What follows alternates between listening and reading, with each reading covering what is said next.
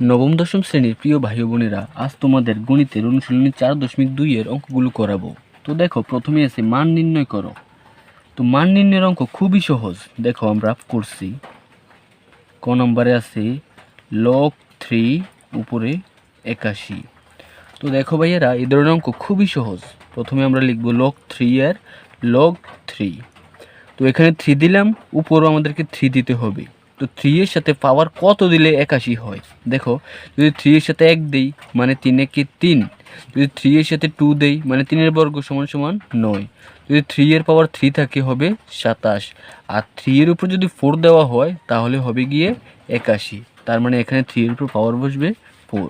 তো এবারে দেখো ভাইয়েরা, যে 4 আছে পাওয়ার, এই 4টা সবসময় সামনে এসে যাবে। এখানে যাই থাকবে সেটা সামনে এসে যাবে। আর আছে লগ 3 উপরেও 3।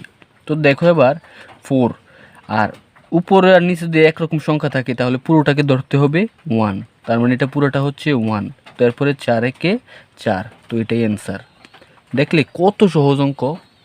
এরকমভাবে আমরা 2 নম্বরটাও করছি। দেখো, খ নম্বরে আছে লগ 5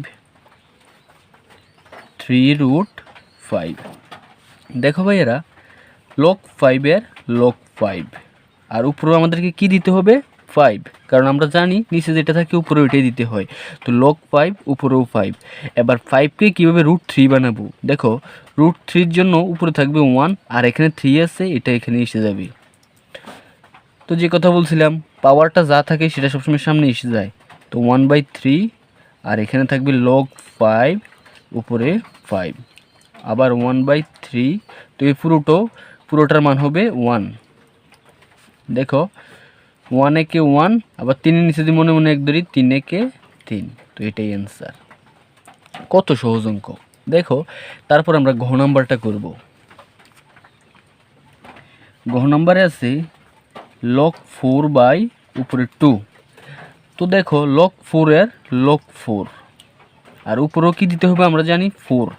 তো 4কে 2 বানাতে হবে। তো কি করলে 4কে 2 করা যায়? যদি বুদ্ধি করে আমরা রুট দিয়ে দিতে পারি তাহলে তো 2 হয়ে যায়, কারণ √4 এর মান 2।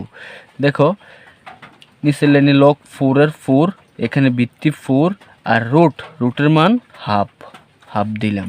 তো এখানে যে উপরে পাওয়ারটা থাকে এটা তো সবসময় সামনে এসে যায়। তো 1/2, আর থাকলো লগ 4 উপরেও 4। তো যে কথাটা বলছিলাম, লগ 2/1 আর লগ 4/4 যদি একরকম হয়ে যায় ভিত্তি আর পাওয়ারে, তাহলে এটা পরিবর্তে লেখা যায় 1।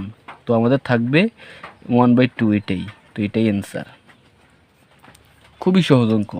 তারপর দেখো ঘ নাম্বারে আছে লগ 2√5 400। দেখো ভাইয়েরা, লগ 2√5, তো আমরা এটাই লিখে দেবো লগ 2√5। তো আবার উপরে তো এটাই লেখা লাগে, নিচে যেটা থাকে 2√5।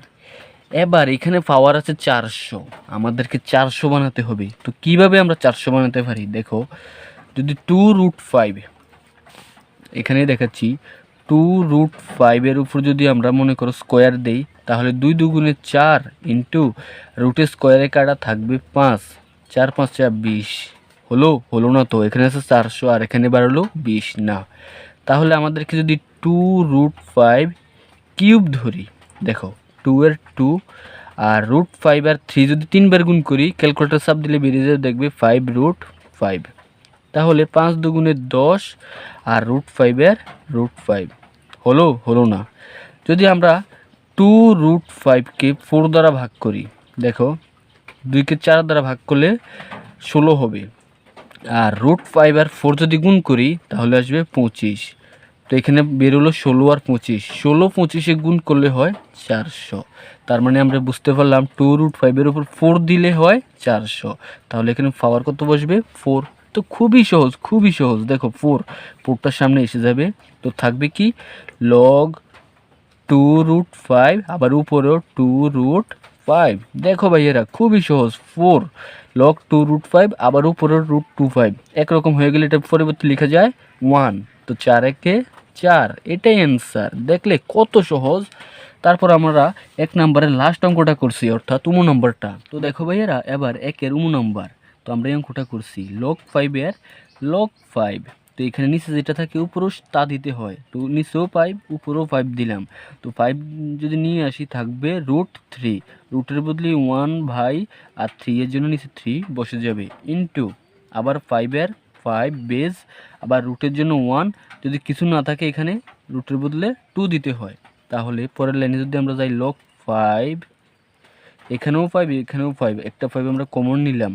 তো এখানে থাকবে কি 1/3, আর গুণ থাকলে কি করা লাগে, যোগ করা লাগে, আর বিয়োগ থাকলে ভাগ করা লাগে। তো যেহেতু এটা গুণ আকারে আছে আমরা যোগ করতে পারি। আবার 1/2 নিচে লেনে গেলাম log 5, উপরেও 5, 3 2, 3 আর 2 যদি লসাগু করি, দেখো 3 আর 2 লসাগু করলে 3 দুগুণে 6, লসাগু বেরোলো 6, 3 একে 3, 3 দুগুণে 6, 2, আবার 2 একে 2, যোগ 2 এর নামটা যদি 3 বার ফলে 6 এর কাছে যায়, 3 দুগুণে 6, 3 একে 3। নিচে লেনে গেলে log 5, উপরেও 5, থাকবে 6/2 3 5। তো যে কথাটা বলছিলাম, এখানে যে পাওয়ারটা আছে এটা সবসময় সামনে চলে আসি। তো থাকবে 5/6, আর থাকলো log 5, উপরেও 5। তো দেখো ভাই এরা কত সহজ, 5/6 ইন্টু পাওয়ার বেজ মিলে গেলে এটার বদলে লেখা যায় 1। তাহলে আমাদের অ্যান্সার এটাই হবে 5/6, এটাই অ্যান্সার। তো আমরা 1-এর সবগুলো অঙ্ক করে ফেললাম। তো দেখো ভাইয়ারা, এবার আমরা 2 নম্বরের অঙ্কগুলো করব। 2-এর কতে আছে log 5x = 3। তো দেখো 2-এর ক log 5x = 3। তো ভাইয়ারা এই অঙ্কগুলো খুবই সহজ। দেখো এখানে পাওয়ার আছে তো এক্সটা সামনে এসে যাবে, সমান এখানে বেজ আছে 5, 5টা এখানে এসে যাবে, আর পরে আছে সমান উপরে 3, 3টা পাওয়ারের বেজের উপরে পাওয়ার হয়ে যাবে।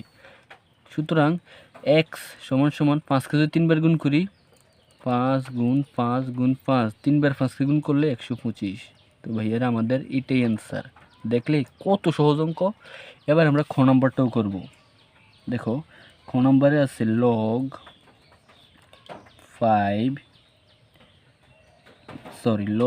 x 25 = 2। দেখো যে কথাটা বলছিলাম, যেটা পাওয়ার থাকে এটা সামনে এসে যাবে 25, আর এখানে থাকলো কত এক্স, উপরে হয়ে গেল স্কয়ার, 2টা স্কয়ারে এসে গেল।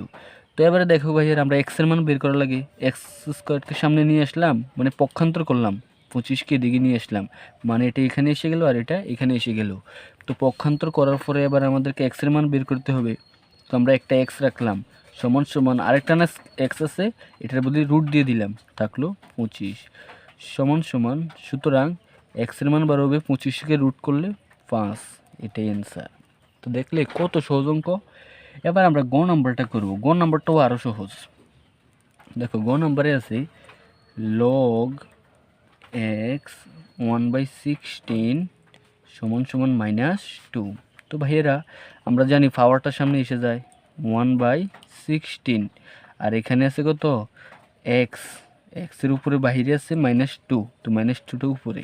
তো দেখো ভাইয়েরা 1/16 = ইনভার্সের জন্য 1/x²। কীভাবে করলাম দেখো, 1/16 এর 1/16 = এটা ইনভার্স 2 আছে, তো ইনভার্সের জন্য সবসময় 1/, দেওয়া লাগে, আর থাকবে কি এক্স উপরে স্কয়ার। তো এবারে দেখো আমরা আর গুণন করব, মানে 1-এর সাথে x² গুণ, আবার 1-এর সাথে 16 গুণ। তো 1-এর সাথে x গুণ করলে x² = 16 একে 16। তো দেখো আমাদেরকে একটা x রাখবো, আর দুইটা x থেকে একটা x গেলে আরেকটা x এর বদলে আমরা রুট দিয়ে দিলাম, থাকবো 16 = x √16কে ভাঙালে 4। সুতরাং x = 4, এটাই অ্যান্সার। তো ভাইয়েরা দেখলে কত সহজ অঙ্ক। আমরা আজকে 1 আর 2 এর অঙ্কগুলো করলাম, আগামী ক্লাসে আমরা 3, 4 অঙ্কগুলো করে দেব। তো পরবর্তী ভিডিওটা কিছুক্ষণের মধ্যে আপলোড হবে। তোমরা পরবর্তী ভিডিও দেখতে চ্যানেলটাকে সাবস্ক্রাইব করে সাথেই থাকো। ধন্যবাদ।